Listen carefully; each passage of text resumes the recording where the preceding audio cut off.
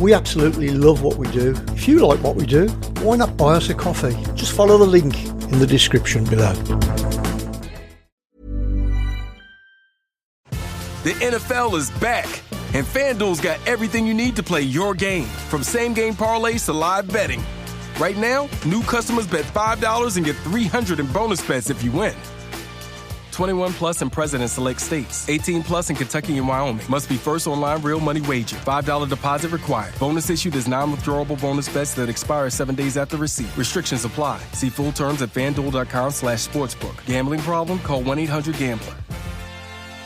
OnDeck is built to back small businesses like yours. Whether you're buying equipment, expanding your team, or bridging cash flow gaps, OnDeck's loans up to $250,000 help make it happen fast. Rated A+ by the Better Business Bureau and earning thousands of 5-star Trustpilot reviews, OnDeck delivers funding you can count on. Apply in minutes at OnDeck.com. Depending on certain loan attributes, your business loan may be issued by OnDeck or Celtic Bank. OnDeck does not lend in North Dakota. All loans and amounts subject to lender approval. DSW, birthplace of the humble brag. Here, the shoes are so good, no one would ever know how little you paid. If you didn't go telling everyone, that is. And with never-ending options for every style, mood, and occasion, all at really great prices, we'll definitely give you something to brag about. So go ahead, stock up on fresh sneakers from your favorite brands. Or try those boots you always secretly knew you could pull off. Find the shoes that get you at prices that get your budget at DSW stores or DSW.com.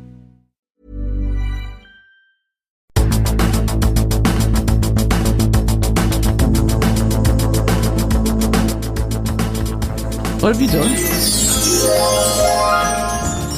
Are we ready now? We're ready now. We're ready now. So the last 20 minutes you completely fucked up, ain't you? It wasn't me. What happened? Oh, it wasn't me. It wasn't me. You sound like... No, I'll tell you what it was. Yeah, go on. It was Ivy. It was Ivy. You sound like Shaggy. It wasn't me. It wasn't. When she came in here, she was playing with the buttons. And Right. I says, don't play with the buttons. She says, I want to play with the buttons. Right. How old is Ivy now? She's 3. 3. I says, don't play with the buttons. So what button did she play with? She played with the button. There was a mute button on here. And I'm looking at it and I'm thinking, why is that shining? Oh, right. It shouldn't be shining. Like Do you know what? You know when you're reading a map, an atlas, an A to Z, and there's like motorways, like, you know, where you come off on a motorway, and then there's like different shapes of it. I realised what the different shapes were when I got a black cab full of punters going towards Reading. I thought I could come off there and I couldn't, so I had to go off the next one, and I ended up going round Henley-on-Thames about 12 times until somebody said, "Driver, do you know where you're going?" I said, "Mate, I ain't got a fucking clue." He said, "Well, neither have I." I said, "Wow, we'll just keep driving." Yeah. Guys, by the way, you can follow the Biscuit Boys on Twitter at Biscuit_boys, or on YouTube. Please subscribe to our YouTube channel, which is Biscuit Stuff, and all of the links are in the profile and the comments on YouTube. I think YouTube is a wonderful place. Have you got a word of the week? Oh, I've got to. We've got to kind of do it again because you fucked it up. We'll talk that. We'll say that was rehearsal. Well, we won't, because we'll just come clean. Because we don't have any bullshit on the Biscuit Boys. And by the way, I am still a Birmingham City fan after 20 minutes. Yeah, good game against Leicester, that was. I'm just checking. What are you doing? I'm checking to make sure we are live and we are moving. Yes, it looks. To be fair, you do look live. You are moving. I'm moving. And you look very brown because you've just come back off holiday to Spain, haven't you? Yeah. You have more holidays than Judith Chalmers, you do. I mean, we can say that because we have no younger listeners. I mean, we ain't got many fucking old ones. No, yeah. But yeah, that was great, wasn't it? That holiday programme. Wish you were here. Wish you were here. What a great They don't have programmes like that today. I've noticed, and I've linked up with loads of people through our Twitter account, and there's some great stuff out there. I'm going to go into that shortly in the podcast. But let's have your word of the week, because I've just made one up, Smut and stuff. That's brilliant. Sounds quite German as well, don't it? Well, we're looking for a word that describes the Biscuit Boys. And we just don't know, do we? Yeah. I think I'm going to take a lot of account for that. Yeah, myself, yeah, really. yeah, definitely. Because I said it first. Well, you did, and I just like squeezed it up into one word and took a couple of consonants out. Yeah. So talking about consonants and continents, or incontinence, that's completely different. Mind you, do you think we will shit ourselves when the aliens land? Yeah, probably. Yeah, Atlas/31. Which, does that mean that there was 30 of them before Atlas 31? How big do you think this spaceship is? Do you think it's a comet? Because comets usually just about miss the planet on the 24th of your birthday. Miles, don't they? What the bloody... Well, I mean, if it's 3,000 miles, it's a bloody big one, because that's as big as America, and America's big. Do you think it'll land in America? Yeah, it's working. No, that's good. Well, everything seems to happen in America, doesn't it? Yeah, it does first. It does happen in America first. Yeah. And then, comes over here then, don't it? Yeah. After about 10 years. So the aliens will probably land in America, spend 10 years. Mind you, where they're going to land? I mean, when we landed in Zante and Skiathos, have you ever gone to Skiathos? I've never been. You're almost like in the sea, ain't you? It's a bit like Corfu. You've been to Corfu? No, I've never been to Corfu. That's the most northern of the islands in the You Ionian. actually fly right over the hotels. And that Do you really? Yeah, you can wave and that like pilots. The pilots. I'll have an omelette. Yeah. No, it's, So what are the islands in the sea? The hotels Most are islands in the sea? are in the sea. No. But the hotels that you fly over, are they in the sea? No. Because you come over the sea, then you land That's on right. the strip. Well, Hopefully, on the that's beach, the they idea. are. So most hotels are on the beach, aren't they? Well, I suppose so, yeah. A lot of them are. Which makes sense, really, to be fair, don't it? Like a couple. Yeah, it's great. Yeah, love the really good love the poem on it. So the aliens, then, where do you reckon they will land? Because it's a bloody big ship It's not to going to land. be Smethwick, right? No, can't be. Smethwick ain't big enough. What about the Grand Canyon? There's a lot of space. Mind you, 3,000 Brooke miles. Coe's been on the Grand Canyon recently. You know the one Dancing on the Edge of the World? The album that we looked at. Oh, right, yeah. Last time out, Brooke Combe, Yeah. fantastic artist. I do put a playlist together, and I'm going to give you a rundown of my top 10. And she's in there. Great new single, by the way. And she's been like on the Grand Canyon. So, but it ain't that big in terms of like 3,000 miles for a ship. I don't think there's a runway on Earth that the aliens could land on safely. That is. But do they need to land? Must be 3,000 miles from left to right, mustn't it? It is. It's 3,000 miles. Exactly. Yeah. That's a coincidence, isn't it? That. Yeah, it's the same sized Yeah. ship. Or it could be a comet. They don't know. That telescope's looking at it. Do you know what I think? Well, what do you think? It's a fucking big telescope. And a powerful one. Because it's also picked up a dinosaur on the arse end of the mothership as well. And if it's going through the cosmos, the Milky Way, the galaxy, I mean, all different chocolate bars, haven't they? Yeah. Hey, did you see Russ Hastings? He had a bar of chocolate, didn't he? Now, who's Russ Hastings again? He's the front man from the Jam. Oh, yes, of course he is. I think they used to be the Gift, and then Rick joined, and then Bruce joined after, and they were then from the Jam, I think, when Rick joined. But he does a wonderful... He was sitting there on his boat last night. Oh, I don't know if it was his boat or he just decided to like get the YouTube thingy on and start talking about Smash the Clock album. Right. And he was talking through it, and I do like Russ. Yeah. He talks a lot of sense, and he went through the album. But he the day before he was doing another one, and he said, I'm going to go and have a bath and a couple of bars of chocolate. So I did say what bars of chocolate. It was chocolate buttons. I like chocolate buttons. I bet Ivy likes chocolate buttons. Yeah. Them are the first sweets you can eat as a kid because they melt in your mouth. You can't choke on. Well, I suppose you can. You could. But you got to be careful, of course. But they do melt in your mouth.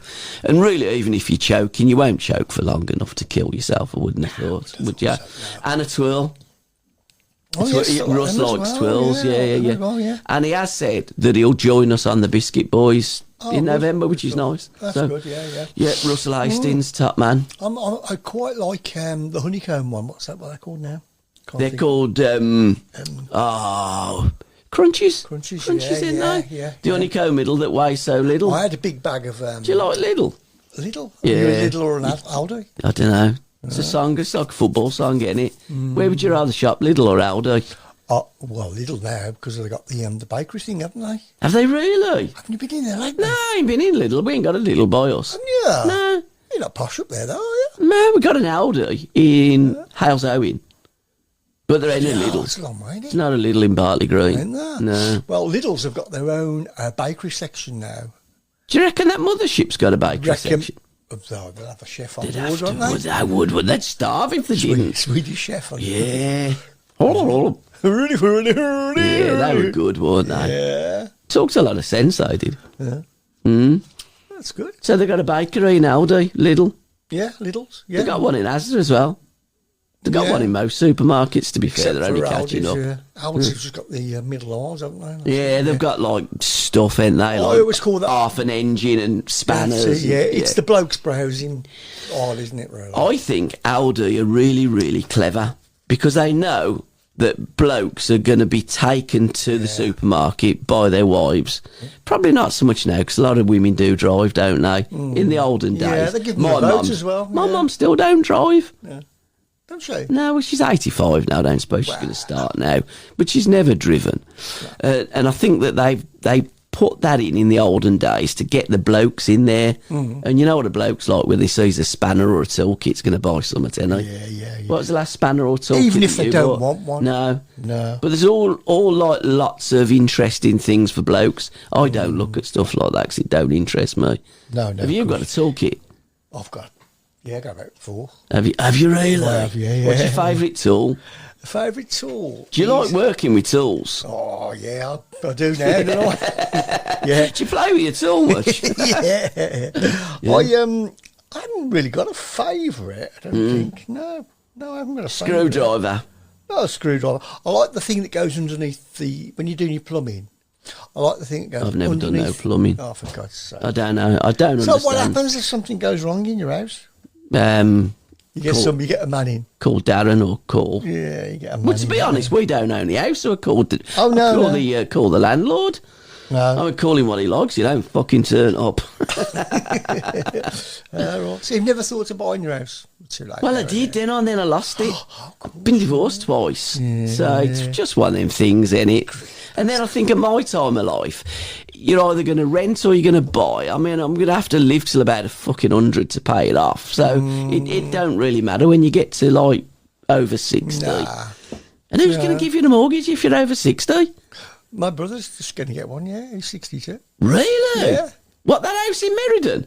No, not that one. Oh, no, not them. No, the other one. Oh, right, fair play. Yeah. Good. How many years has he got that over, about 40? No, he's got to have it. He's got to have a short term. Well, Obviously. you'd have to, wouldn't you? Like, 10 like 8 years, years. yeah. £5,000 a month. Oh, dear, it is. Yeah. So the aliens, do you think they'll land in Antarctica? Because they've got a heaven in Antarctica, haven't they? Yes. It's called, that's right.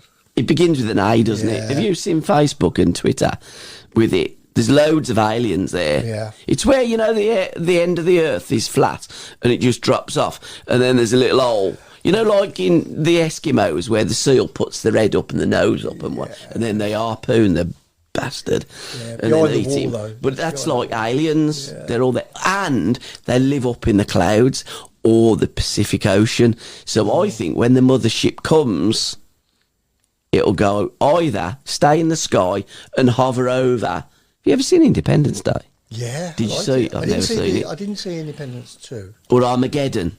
No. No, have you not seen Armageddon? I'm a good one.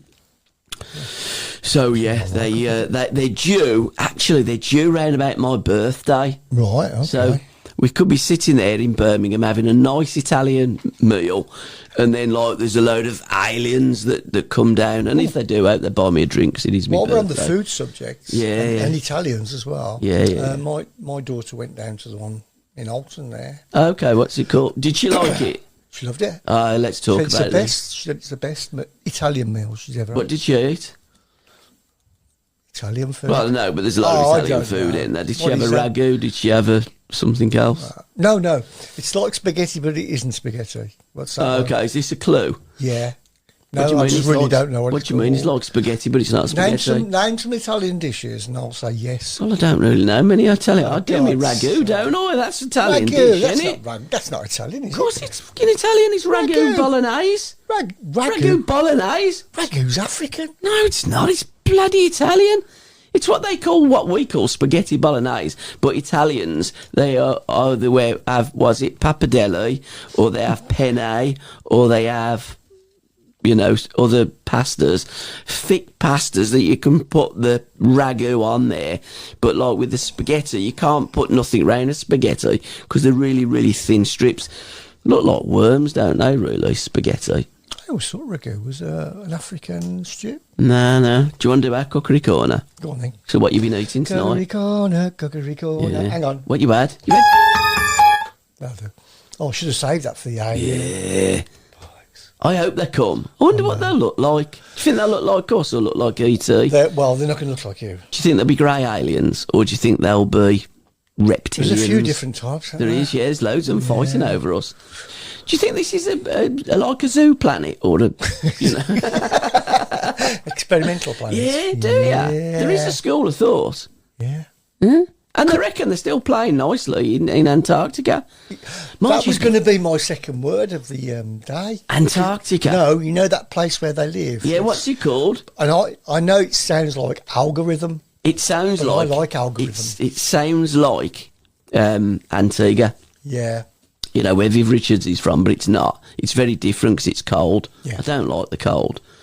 And to be fair, if you're an alien and you own the planet, why would you go there? Exactly. You got to flip in Jamaica. I know. And like, you look at the aliens playing nicely there, and it looks sunny. Yeah. So I don't know. Where what's should we going go? on. Oh, we'll go to the coldest place. The most you'd have the miserablest Arctic. place. You'd have Yeah, Africa, wouldn't you? Yeah, you'd have Africa. You would, seriously. Yeah. Well, that's where we begun, What's anyhow. that? We all began in Africa. So, yeah. Yeah. So, come on then, Cookery Corner, what did you like to eat tonight? Okay, so tonight I had a chicken thing. You had a chicken thing, did you? What, did you have chicken? It Did had you lemon- cook it? No, that was stupid. Oh, Ellen cooks it. Well, it was Is she a already good cooked. cook? Oh, you just warmed it up. Yeah, basically. Where'd you get it from, Aldi? Lidl? Aldi. Yeah. Yeah, we got an Aldi just down the road. Oh, right. And we got a Lidl. So do you not cook your own stuff? I I mean, you did the omelette last week. Oh, yeah, I did that. Yeah. Yeah, I'm pretty good at omelets. I was very impressed. When it comes to omelets, I'm your man. So, In France, when you're learning to cook, yeah. you have to cook so many omelettes. Really, I heard why? this. You have to cook so many omelettes on the trot, Yeah.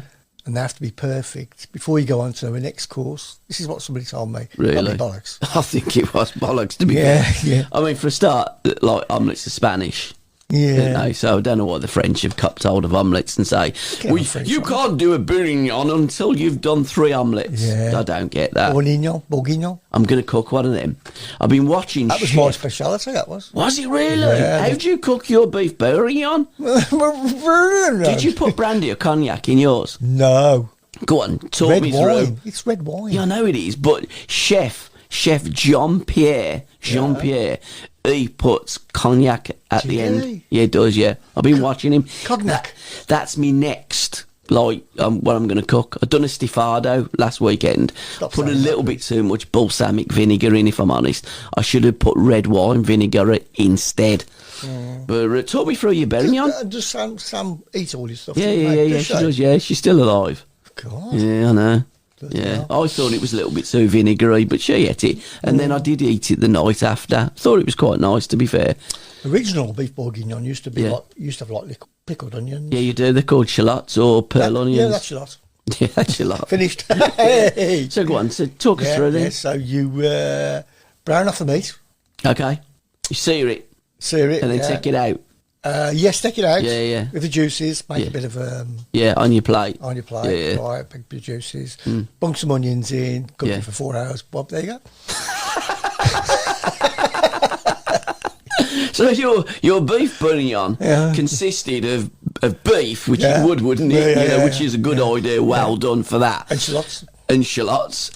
And that's it. There was That's it, like, yeah. But yeah. you did say that you put red wine Well, in. yeah, of course, yeah. You put red wine in it. Oh, you put obviously. so your beef bourguignon, which is completely different to Chef like Jean-Pierre. You don't know what he's talking about. Well, I mean, so your beef bourguignon is just beef onion shallots or pearl onions, and wine. Yeah. And that's it. And you cook it for how long? All 4 hours will do. Ah, you're a genius, you are. Yeah. I have potatoes with it as well. Do you? Of course you How do you do your potatoes? Do you have, like, boiled potatoes? Yeah, boiled potatoes. Do you? Yeah. Do you Tiny not? ones are nice. Get the small ones. Oh, okay. So you have baby potatoes. Baby potatoes, with pepperoni. You can't always get baby potatoes, though, can you? No. But you see, there's many people, French and proper chefs, that actually put the baby potatoes in the bourguignon. You struggle with the word bourguignon. Bourguignon. Yeah. Bourguignon. I struggle with French words. I struggle with Greek. In fact, I struggle with most words. Yeah. Bourguignon. So the Rapture went well, didn't it? Yeah, I'm still here. I know. I mean, people was giving up cars, jobs, everything, weren't they, for the Rapture? But they got the calendar wrong. I mean, he might come next week. Yeah, could be. He might come with the aliens. He might be on that fucking ship with the aliens. Be a turn up, wouldn't it?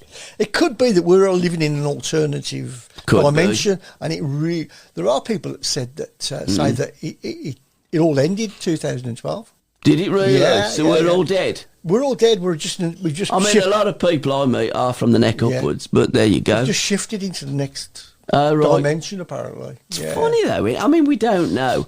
All of this, we could have had our life died and come back, and no one knows what's going on. Quantum physics and leaping and stuff like that. Aliens. Yeah. Angels, there's loads of it about, isn't there? Yeah. Ghosts, dimensions. I mean, we could be sitting here, an alien could be sitting over there looking at us and going, what the hell? Do you know what I mean? Like that. Yeah. But we can't see him. No. We can't hear it or her. It's strange enough. I'm looking there as well. Have you watched Big Brother recently? Never seen it. Somebody said in Big Brother, if you could shag anyone in here, who would you shag? I mean, I looked at him, I thought I'd rather have a wank, to be fair. Having said that. Not bad. But, But she said we can't ask her. She's pansexual. But she shags pans. Pants? Pans. Oh, pans? Pansexual. God. I thought, well, pans people, you'd probably shag any of them, wouldn't you, in the day? I mean, not now, of course. They're a bit old. Mind you, we're old as well. Yeah. But they were a good one. They pans people, but she's pansexual. So, there's loads of sexes now. Not boys, but what's pan? I don't know. I mean, there's that many sexes now on this planet. It's incredible. I mean, there's like, in the olden days, if you got a cock, you were a bloke. If you had a fanny, you were a girl. And that was it, wasn't it? Yeah. And if you like fancied boys and you were a bloke, you were gay. And if you fancied girls and you were a girl, you were a lesbian. And then some people liked a bit of both. Bit like the loaf, best of both. Yeah. Edging the bets. A little bit like with us with religion. You ain't religious, are you? No. I kind of like, well, each to their own. Yeah. I don't know. I don't diss anything because I don't know. I kind of like history and I like the teachings, but I don't know what's true and what isn't true, really. It's a bit like Facebook. Religion's not really history, is it? It's just... Of course it is. It's looking back at, like, Moses, he led his people out of Egypt, didn't he? It's not history. It's just, of course it's fucking history. It's not history. They're fantasy books. They're not real books. No, but people did lead people places. There are pastures and stuff of scriptures of people that lived before. Happened. All those books were written something like 390 years after it happened. The Babylonians. By 15 mad monks. The Babylonians. There was loads of books that were left out. Esther had one left out. She wasn't happy. Mowed her lawn the weekend. She was right. Cheesed off her book, one in the Bible. The Book of Brenda. Zachariah. Was it Zachariah? One begins with a Z, wasn't it? And Enoch. Enoch. I mean, it wasn't the Enoch pal, was it? It was the old Enoch before him. Nah. Would you reckon it'd be Enoch and Eli? That'd be a good book to put in the Bible, wouldn't it? But yeah. I mean, in the Anunnaki, have you heard of the Anunnaki? Them people begins with a name, the gods that reckon that they come down to Earth, nicked all our gold, made human beings, and then changed our DNA. Yeah, bit like COVID did. Do you remember when they had all them different injections? And they said it's like them one injections changed our DNA. So, I mean, you don't know, do you, really? No. Have a guess what I've got in my pocket. Ooh. I'm going to go to my jacket. If you can guess what's in my pocket, I'll give you £1,000. Okay.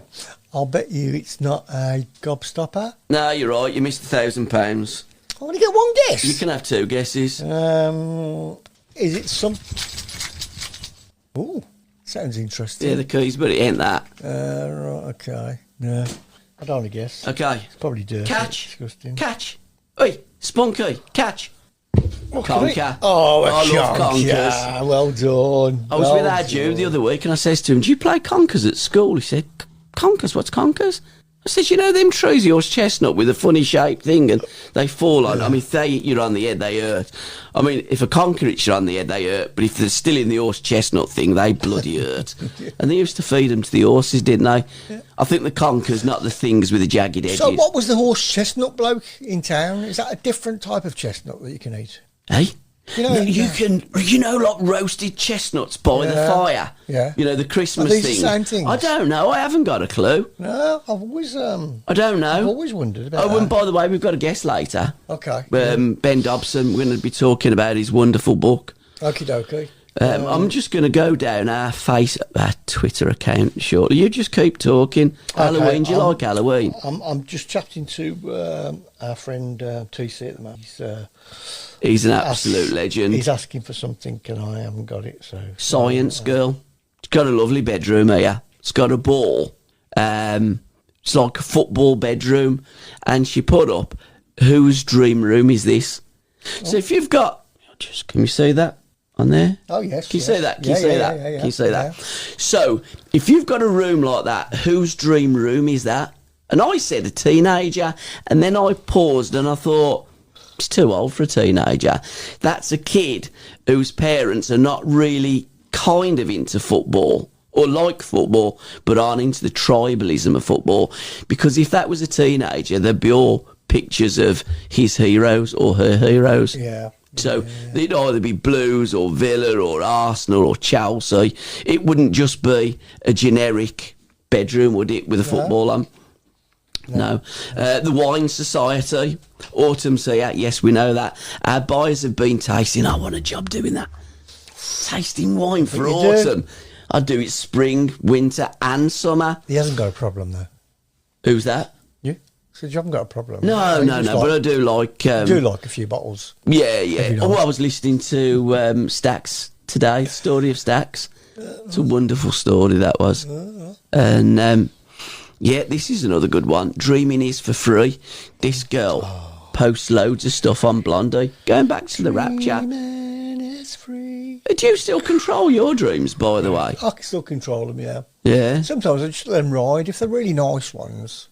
But it's trying to get back into them, innit? If it's a nice one, trying to get back in. Do you know what I find mad with a dream? What? I find it really mad that you remember a dream so vividly. I mean, really, really, as though it just happened, and you woke up, and you can still remember it. You go for a gypsy's kiss, you come back, you can't remember what it was. No. Do you know what happened to me the other morning when I went and had a wee? What? I had a right mad noise. Yeah. In my garden. Really deep then. And I went and got my Merlin Bird app on, put it on, have a guess what it was. I don't know. It was two owls. Oh, yeah. And they weren't twitterwooing. No, I don't know. They made a right funny noise. And I thought, blimey, they look as though they're having a row. And I think they must have been. Yeah, this is another good one as well. Classic British TV. Flying Circus, Monty Python. Ooh. Did you like Monty Python?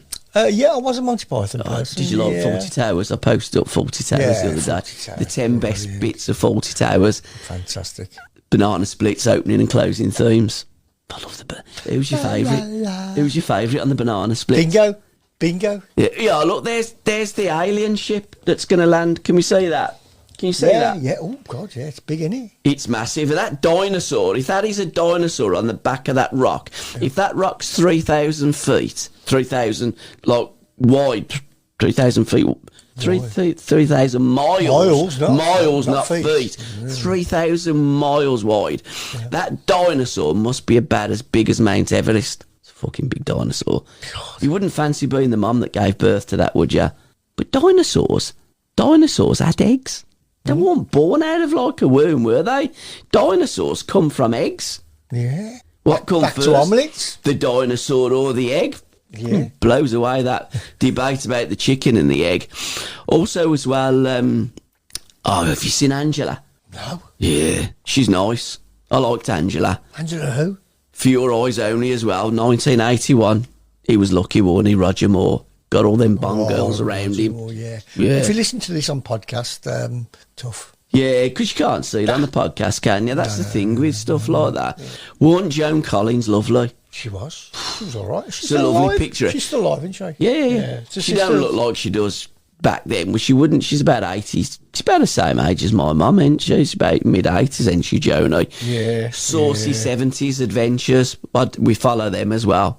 And also, let's get back here. Amy. We love Amy, don't we? Yep. Amy at 20th_Century Girl. And Amy posed a question today.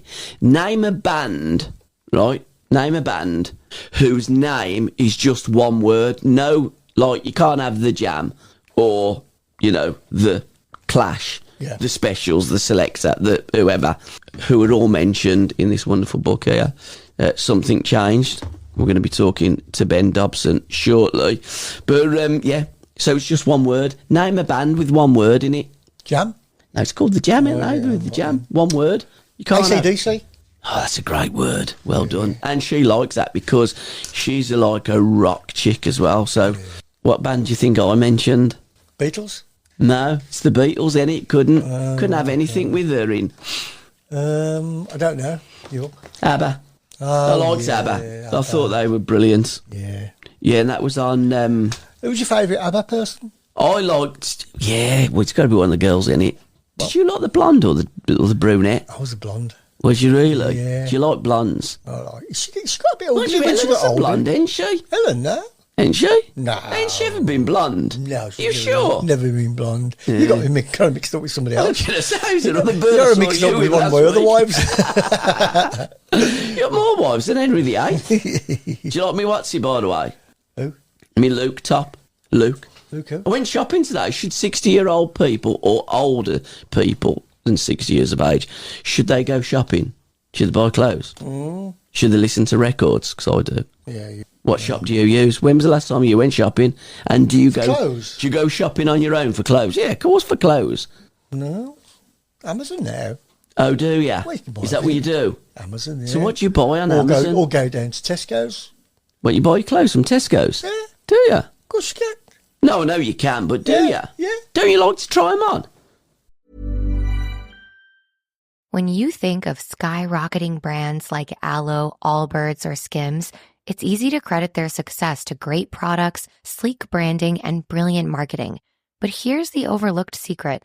The real magic lies in the engine behind the scenes, the business powering their business. For millions of brands, that engine is Shopify, making selling seamless for them and shopping effortless for us. Upgrade your business and get the same checkout Aloe Yoga uses. Sign up for your $1 per month trial period at shopify.com/retail, all lowercase. Go to shopify.com/retail to upgrade your selling today. Shopify.com/retail. Come to DSW for the shoes, stay for the fun. Because let's be honest, if shoe shopping isn't fun, are you even doing it right? So go ahead, try something new. Try something different. Good different. Try something that feels like you. You know, the real you. And then definitely brag about it later. Because at DSW, you've got unlimited freedom to play. With sneakers, boots, and everything in between for every style, mood, and occasion, you'll definitely find shoes that get you at prices that get your budget. DSW. Let us surprise you. Well, you can bring them back. Well, I know you can bring them back, but don't you? So is that where you get your clothes from? Tesco's? Tesco's. How about your shoes? Asda sometimes. Your shoes, you get them from... No, Ellen works for Rikers, so... For who? Right, you know, the German shoe people. Okay, Riker, Shoe people. Do you remember that? Very, very. Do you remember that programme, Shoe People? Yeah. Shoe people. Tra-la-la-la-la. Shoe. Yeah, so they all lived in a shoe, didn't she they? gets discounts on those. No? Oh, okay. Yeah, I thought she'd retired. Has she got another job now? She goes there once a week. Yeah. Oh, well, it's kind of retirement, isn't it? Yeah. Mm. Nice shoes. Yeah. We better get our guest on. Are you joking? What time is it now? It's 25:07. Joking, is it really? No. Get Ben on. No, I'm not. Ben, are you there? Hang on. I've got to ring him first. Well, while we're going to talk to Ben about his wonderful book, Something Changed, I just want to give a couple of mentions to Under the Influence. Under the Influence, isn't it? Cool. It might be there. Hello, Ben. We'll talk about that after. How are you, mate? You all right? I'm fantastic. Good. We should do this every year, shouldn't we? This is 2 in a row. Absolutely, yeah. I mean, we spoke about your last book, about 3 great men of football. This one is completely different. It's about lots of people, but it does centre around Ian Botham and Margaret Thatcher, who's on the front. And I looked at it and I thought, well, 2 really, really, really different people. But the more I've read this book, 2 people that are really kind of very similar. So briefly talk about the book and how you decided to write this book. And it is entitled Something Changed. And reading through, it really did change at that period of time of the Ashes test and Margaret Thatcher being in power, and there's a lot of synergy between the 2 of them, isn't there? Yeah, absolutely. 2 things I'd say to that initial intro is that first of all, thank you very much for being a generous supporter of the last book that we talked about last year, the football book. Anybody that did read that would see that although it is different, there's an element running through it, which is the core that fascinates me in some of my recent writing, which is how sport, whether it be football, cricket, or anything else, can actually impact a nation's mood, how it can impact communities. And in this case, particularly in 1981, it was, I kind of took the narrative of the football book and dialed it up a notch because 81 was such a fascinating year. But in terms of sort of what it's about and your point about the way that it gradually dawned on you reading the book that there were some synergies between what might initially appear to be 2 rather disparate characters in Botham and Thatcher, that's exactly how the whole thing evolved for me. I was determined, there were 2 things that I'm determined it shouldn't have been when I set off. One was I didn't want to write another Botham's Ashes because, we all know about that. That one's been done to death. Nor is it meant to be a eulogy to Margaret Thatcher. I happen personally to think, everyone has their political opinions. And the more I went through this book, and certainly the formative years before Thatcher came to power, the more I've come to the opinion that Thatcher was actually what the nation needed at the time. Others will disagree with me. The fact that my great aunt was a left-wing member of the Labour cabinet in the 1970s means that I've got a foot in both camps. So hopefully it's reasonably balanced. But yeah, there were narratives. I set off from the point of view of wanting to tell the story of what I call a year like no other in 1981, from all sorts of aspects, not just the Ashes, but the way that culture impinged upon it, the weather impinged upon it. There were so many different things. But I would say 3 things emerged as I was writing it. The first was about relationships and the relationship between mood and reality, and how whatever's affecting your mood or the communal mood of a nation, whether it be great weather or terrible weather, or whether it be fantastic national sporting achievement or vice versa, whether it be riots or it be royal weddings, that actually a change in mood basically often begets a change in reality. And therefore, it's very important how those factors that dictate the mood of the nation are probably more important than people would give them credit for. The second was the relationship between Botham and Thatcher, which was obviously not a direct relationship. But the more I looked into it, Botham was described by various people as almost the ultimate Thatcherite as a sportsman.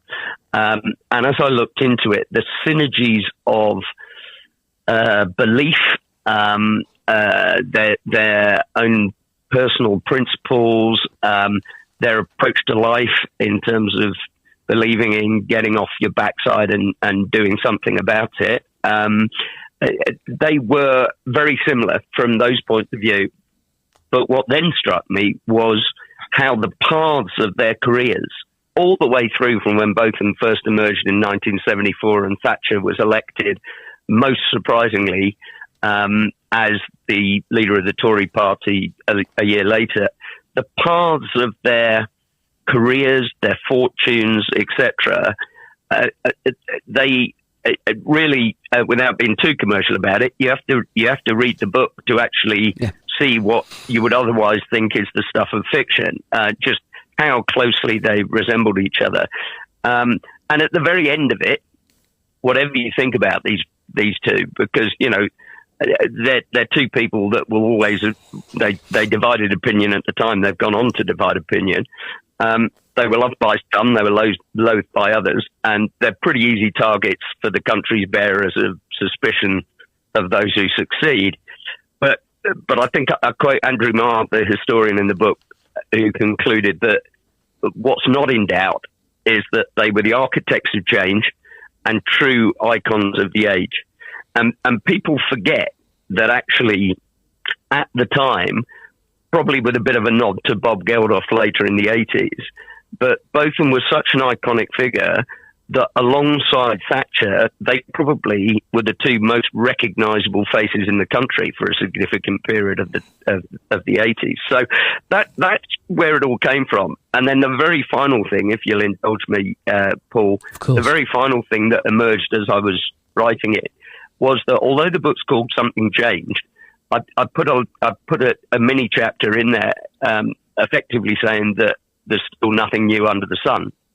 Because as the book starts in around about 1975, when we'd just had a fairly centrist and non-achieving Conservative government ousted by a Labour Party who were potentially voted in as slightly more left-wing than the British population is normally comfortable with, and within a short period of time, there was a lot of debate about unions running the country, about taxation, about this and the other. And actually, 50 years on to the very year, there are a lot of mirrors when you read the book of what I'm describing in where we sit today. So it's fascinating to me that I'm a lover, a bit like you, Paul. I'm fascinated not just by sport, but by music, by culture, and by how these things affect the politics and the development of the nation. Absolutely, and I think your next book is Nothing Changes, because as you said, she alluded to. And I was reading through... Always write one that has the potential for a follow-up then, Paul. Absolutely. But I was on holiday in Zante, and I was reading the book, and I couldn't put it down. I kept, when we get to restaurants and bars and that, I had to. But I was just absolutely fascinated, and I love the way that you went back and you had a chapter for the different times. I love the synergy with the royal weddings and winning a test series as well. I love the fact that the highest domestic football attendance was Manchester United versus Arsenal in 1948, 83,260 at Main Road. Yes, guys, not Old Trafford, at Main Road, because that's where United played in those days. There was lots of great musical references. There was wonderful quotes. It really takes you on a journey and recaptures your childhood. In fact, I wrote down, because I have done a playlist for it, because I'm just Oh, fantastic. Yeah, well, what I do, I read the book and I'm writing things and I'm just making notes and stuff. And I put down my 12 favourite songs of that year, 1981. It was Ghost Town, Don't You Want Me, 1 in 10. Yes. Being With You, yep. Tainted Love, Just Can't Get Enough, Imagine, Body Talk, Going Back to My Roots, Let's Groove and Absolute Beginners, and Tales from the Riverbank, which was the flip side. There was just some great music. Birmingham City in 1981 were decent. Aston Villa sadly were better. You know, we had the riots and, you know, with the specials, the two-tone revolution that swept through the country like, as I said to Sir Horace Panter, a bionic broom. It really was a time for change. We went to school in flares and clippy-clop shoes and then left school, the kids in our playground or schoolyards, whatever you want to say, or the classrooms. It looked like a specials concert. I think the Jam broke through barriers. We related to the idols around us, and music was very, very much a part of that British culture. Well, I'm always conscious, Paul. You know, I've said it in books before that we're all products of the years that formed us, and those were the years that formed me, and I do keep coming back to them. And of course, you and I would probably say, you know, those dozen songs you've just rattled off there, you know, you're not going to rattle those off at the end of 2025. Couldn't name you one. You know, that's simply because, you know, that was our time. Although some may well argue that, actually there was a bit more to it than that. But it was a phenomenal time of change, and one of the reasons, as a student and lover of history, and particularly modern history, that I wanted to delve into this was that there's a sort of truism or a belief that you know, the landslide victory of the general election in 1983 that allowed Thatcher to do what she did for the rest of the decade, 18 months after being the least popular prime minister in history, that came purely as a result of victory in the Falklands. Yeah. And my contention is actually that was the icing on the cake, the rubber stamp. It was almost the Old Trafford Test match, if you like, when they actually won the Ashes. But when you look at the detail, 1981 was the year that made the difference, because at any point, she and Botham, they were both under massive pressure to go through that year. She survived as skipper. He didn't survive as skipper, but look at the way that he came back and turned things around. She also turned things around in a much less immediately discernible way in 1981. And it was that, as much as the Falklands, that then made the difference as we came to 1983. But to come back to your points there about the music and that sort of thing, there's a chapter called A Year Like No Other, and it picks up on the fact that when you delve into 1981, you know, you do have the Ashes, but then change, this theme of change was everywhere. Yeah. In sport, you know, Muhammad Ali's last ever fight, 1981, the passing of that particular baton in a fairly sad manner. Steve Davis winning, probably ahead of Botham as the ultimate Thatcherite in terms of the way that he took his sport into the area of entrepreneurship. You know, 81, his first world title. McEnroe taking over the mantle from Borg by finally winning Wimbledon, the first ever London Marathon, the juxtaposition between the horrors of Basel and Oslo and England losing to Switzerland and Norway in World Cup qualifiers while smashing up the town centres, followed by World Cup qualification. Yeah. And then, of course, there was the cricket. And that's just in sport. Yes. But when you looked at the other elements, there's a guy called Trevor Harley who I interviewed who is a psychologist but a specialist in weather. And his particular interest is how weather affects mood. And he considers the weather of 1981 to be one of the most standout and interesting of the entire century. And when you look at the way that the weather tracked the downs and then the ups and the recoveries in terms of one of the most gloomy, horrendous Junes and Julys that we'd had in recent memory, as Ghost Town was topping the charts, as the riots were happening, as the hunger strikers were passing away, versus the sun suddenly coming out on the day of the royal wedding and blazing through the Edgbaston Test match where both of them did things for the second time. All of these things, but that then it kind of brings me on to when I talk about the Edgbaston Test match, and I always feel if I'm having a conversation with you that Birmingham should get a significant up in the whole thing. We certainly should. It was kind of appropriate how Birmingham played a key part in the Ashes with the second incredible victory at Edgbaston at the end of July, beginning of August, because the musical juxtaposition of 1981 had its absolute roots in the West Midlands and in Birmingham. You know how everything's a subscription now? Music, movies, even socks. I swear if To continue this ad, please upgrade to Premium Plus Platinum. What? No. Anyway, Blue Apron... This is a pay-per-listen ad. Please confirm your billing. Oh, that's annoying. At least with the new Blue Apron, there's no subscription needed. Get delicious meals delivered without the weekly plan. Wait, no subscription? Keep the flavor. Ditch the subscription. Get 20% off your first 2 orders with code APRON20. Terms and conditions apply. Visit blueapron.com/terms for more. Imagine if today was the day your idea changed someone's life. Imagine if you could help someone pay for college, help your community build a new playground, or help a child make it to that dream competition. With GoFundMe, it's all possible. GoFundMe is the world's #1 fundraising platform trusted by over 190 million people. Every week, ordinary people meet their goals and do extraordinary things.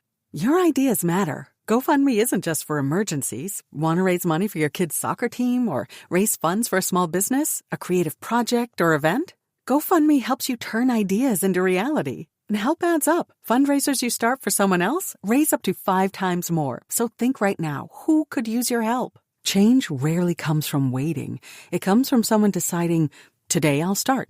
Don't wait for someone else to bring change. Today, start your fundraiser in just minutes at GoFundMe.com. That's GoFundMe.com to start your fundraiser. GoFundMe.com. This is a commercial message brought to you by GoFundMe.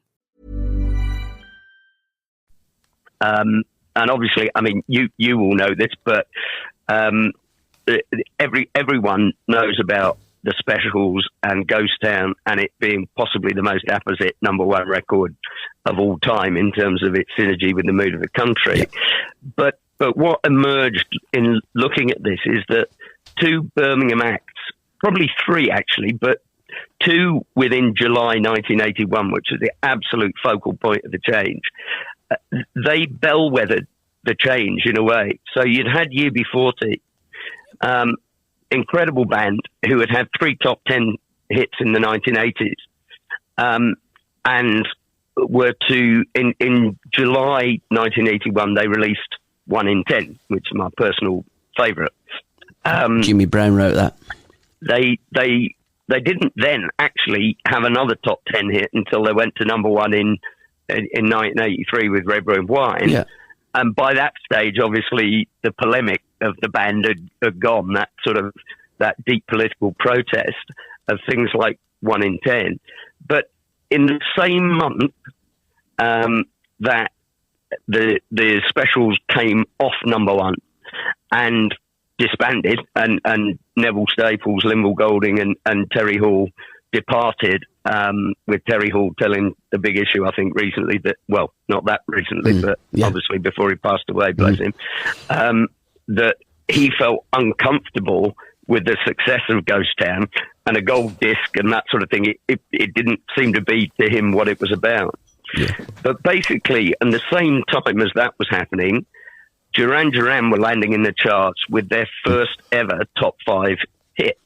And this was basically the moment of the move from two-tone reggae, the political protest that came out in 1980 and early 81, into what a journalist called Michael Hann in The Guardian called Thatcherism on Vinyl, which was basically what the new romantics would become.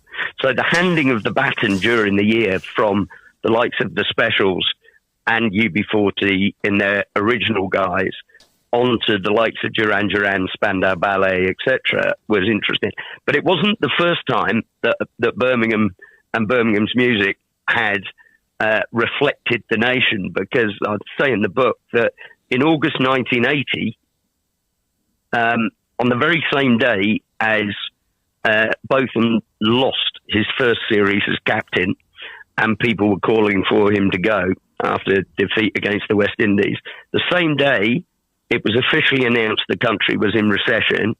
And what song had just landed in the charts? The Beats' Stand Down Margaret. Yes, and she never. I see no pain, I see only sorrow, I see no chance of your bright new tomorrow.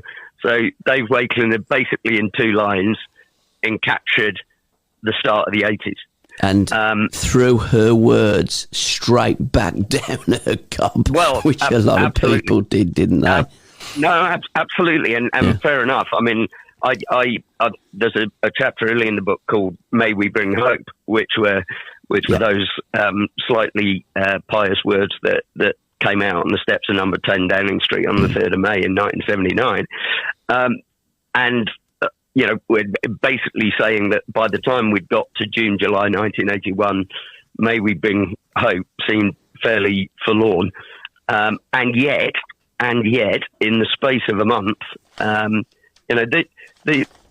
juxtapositions of July 1981 are fairly ridiculous in terms of literally day by day. So on the 5th of July, Ghost Town goes to number 1. On the 7th of July, Botham resigns the England captaincy, and the Sun's headline is "No job, no money, no future." The day afterwards, Joe McDonnell becomes the 5th IRA hunger striker to pass away, and Arthur Scargill puts in a 24% pay claim for the miners. The day after that, David Jacobs introduces the 900th edition of Top of the Pops and looks rather nonplussed at the end of the playing of the Ghost Town video, number 1, and came back with the words, "Oh dear, that wasn't very cheerful, was it?" And no, it wasn't. And 2 days after that, the riot spread to 6 other cities. So that was where we were in the first half of July, and yet on the 21st of July, Botham turns round Headingley. 2 days, by the way, after Girls on Film had just entered the charts, and the 26th, the Specials are off number 1. The 28th, was the final day of the Toxteth riots, and the unfortunate death of the only civilian to die as a result of those riots.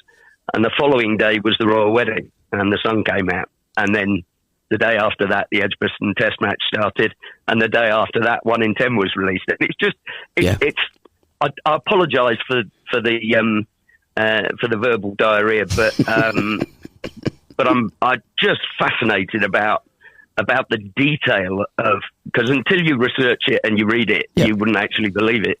Absolutely. Ben, we're going to have to leave it there. Can I thank you so much for your time? I'm putting the book up to the camera. Something Changed. Where can people buy this wonderful book? Because you've just given us a great account of some of what's in there, but it is explosive stuff. It's fantastic. It touches that time that when lots of us were growing up and going through school, etc., and a wonderful halcyon time in the cultural existence of us on this planet. Well, it means a lot to me, absolutely. And if I could have conveyed that, then that's brilliant as a part of the book. I'd like to thank you, Paul, because you've always been super generous with me and very supportive of the writing.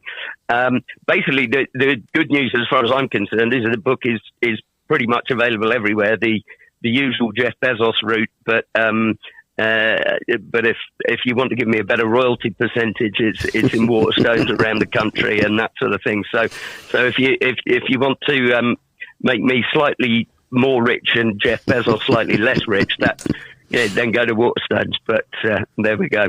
Lovely. And Pitch Publishers were the ones that published Pitch it. have been fantastic. I'm sure the second book I've done with them. And, I'm sure Duncan arranged that front cover, as he does with most of Pitch Publishers' books. Brilliant, yeah. Ben, thanks so much. Good luck going forward, and we'll speak to you again with Fuck All Change, your next book.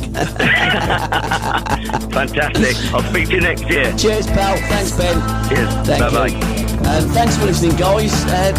Ta-ra a bit. Ta-ra a bit.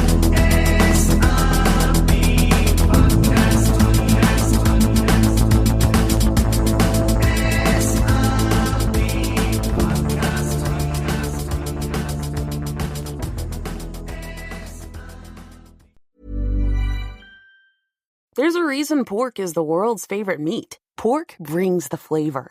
Don't believe me? Where would breakfast be without sizzling, crispy bacon? Why have pizza without the subtle spice of a pepperoni? Can you even say you barbecued without making ribs? If pork is on the menu, now you're cooking with flavor. So sear chops, shred shoulder, bake tenderloin, and discover all the incredible flavors in every bite of pork. What are you waiting for? Taste what pork can do. This message was brought to you by America's Pig Farmers.